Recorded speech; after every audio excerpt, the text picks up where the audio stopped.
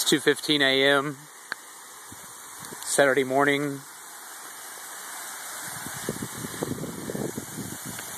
This is the phenomenon known as the leaking water tower.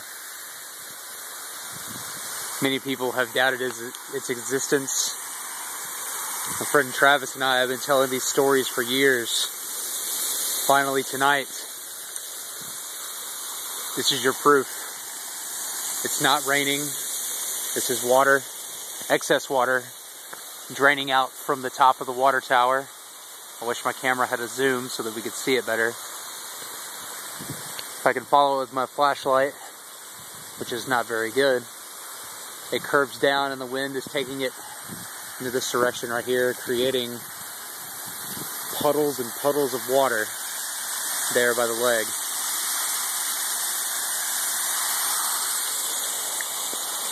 And so that's it. The leaking water tower.